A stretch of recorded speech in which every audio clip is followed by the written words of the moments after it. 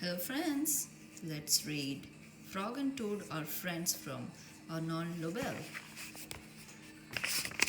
This is a chapter book. The first chapter is the spring. Spring. Frog ran up the path to Toad's house. He knocked on the front door. There was no answer. Toad, Toad, shouted Frog. Wake up, it is spring. Blah, said a voice from inside the house. Toad, Toad, cried Frog. The sun is shining, the snow is melting. Wake up! I'm not here, said the voice. Frog walked into the house. It was dark. All the shutters were closed. Toad, where are you? Called Frog. Go away, said the voice from the corner of the room. Toad was lying in bed. He had pulled all the covers over his head. Frog pushed Toad out of the bed. He pushed him out of the house and onto the front porch. Toad blinked in the bright sun. Help, said Toad. I cannot see anything. Don't be silly, said Frog. What you see is the clear warm light of April, and it means that we can begin a whole new year together, Toad. Think of it, said Frog. We will skip through the meadows and run through the woods and swim in the river. In the evenings, we will sit right here on this front porch and count the stars. You can count them, Frog, said Toad. I will be too tired. I'm going back to bed. Toad went back into the house. He got into the bed and pulled up the covers over his head again. But Toad, cried Frog, you will miss all the fun. Listen, Frog, said Toad. How long have I been asleep? You have been asleep since November, said Frog. Well then, said Toad, a little more sleep will not hurt me. Come back again and wake me up at about past May. Good night, Frog. But Toad, said Frog, I will be lonely until then. Toad did not answer. He had fallen asleep. Frog looked at Toad's calendar. The November page was still on. Frog tore off the November page and tore off the December page and the January page, the February page and the March page. Here came to the April page. Frog tore off the April page too. Then Frog ran back to Toad's bed. Toad, Toad, wake up. It's May. It's May now. What? Said Toad. Can it be May so soon? Yes, said Frog. Look at your calendar. Toad looked at the calendar. The May page was on top. Why, it is May, said Toad, as he climbed out of the bed. Then he and Frog ran outside to see how the world was looking in the spring. The story. One day in summer, Frog was not feeling well. Toad said, Frog, you are looking quite green. But I always look green, said Frog. I'm a frog. Today you look very green, even for a frog, said Toad. Get into my bed and rest. Toad made Frog a cup of hot tea. Frog drank the tea and then he said, Tell me a story while I'm resting. All right, said Toad. Let me think of a story to tell you. Toad thought and thought, but he could not think of a story to tell Frog. I will go out on the front porch and walk up and down, said Toad. Perhaps that will help me to think of a story. Toad walked up and down onto the porch for a long time, but he could not think of a story to tell Frog. Then Toad went into the house and stood on his head. Why are you standing on your heads? Asked Frog. I hope that if I stand on my head, it will help me to think of a story, said Toad. Toad stood on his head for a long time, but he could not think of a story to tell Frog. Then Toad poured a glass of water over his head. Why are you pouring water over your head? Asked Frog. I hope that if I pour water over my head, it will help me to think of a story, said Toad. Toad poured many glasses of water over his head, but he could not think of a story to tell Frog. Thank you. Then Toad began to bang his head against the wall. Why are you banging your head against the wall? Asked Frog. I hope that if I bang my head against the wall hard enough, it will help me to think of a story, said Toad. I'm feeling much better now, Toad, said Frog. I do not think I need a story anymore. Then you get out of the bed and let me get into it, said Toad, because now I feel terrible. Frog said, Would you like me to tell you a story, Toad? Yes, Toad said. If you know one. Once upon a time, said Frog, there were two good friends, a frog and a toad. The frog was not feeling well. He asked his friend the toad to tell him a story. The toad could not think of a story. He walked up and down on the porch, but he could not think of a story. He stood on his head, but he could not think of a story. He poured water on his head, but he could not think of a story. He banged his head against the wall, but he still could not think of a story. Then the toad did not feel so well, and the frog was feeling better. So the toad went to bed, and the frog got up and told him a story. The end. How was that? Toad said frog. But Toad did not answer. He had fallen asleep. A lost button. Toad and Frog went for a long walk. They walked across a large meadow.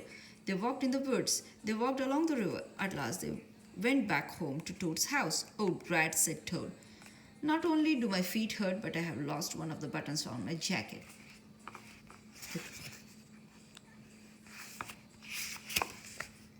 Don't worry, said Frog. We will go back to all the places where we walked. We will soon find your button. They walked back to the large meadow. They began to look for the button in the tall grass. Here is your button, cried Frog. But that is not my button, said Toad. That button is black. My button was white.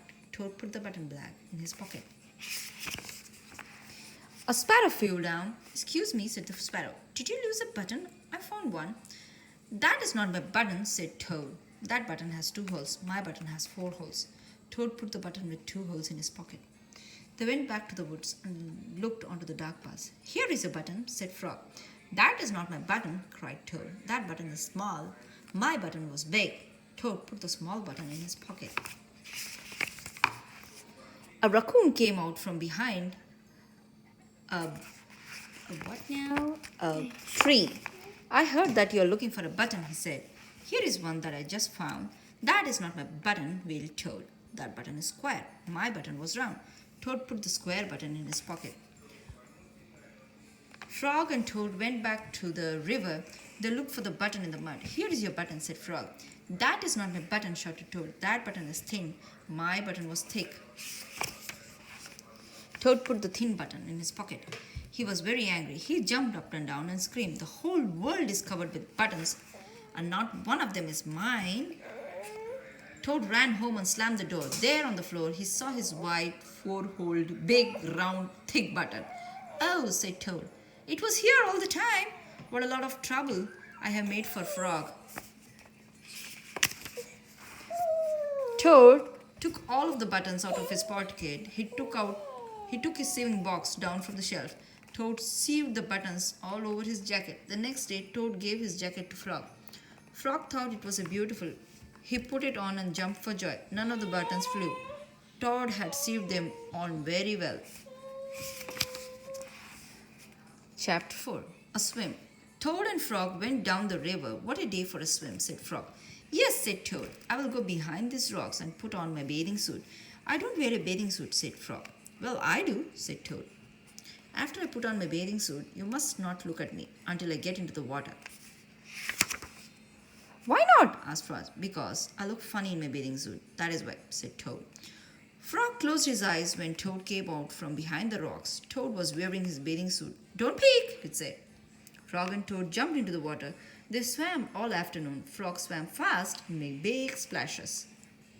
Toad swam slowly and made smaller splashes.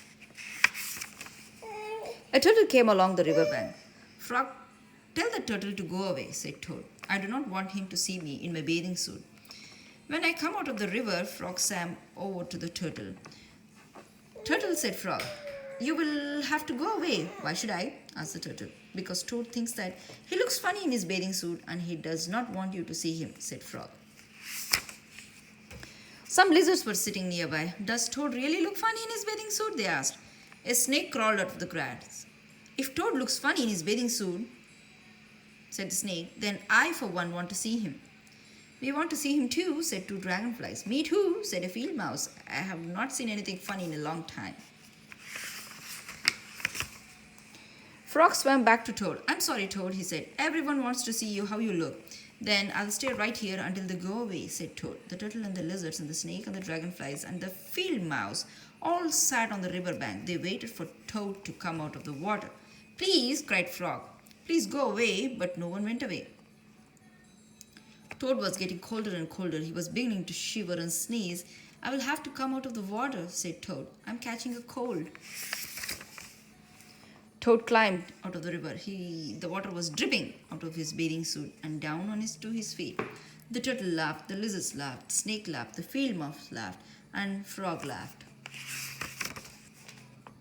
What are you laughing at? Frog said to Toad.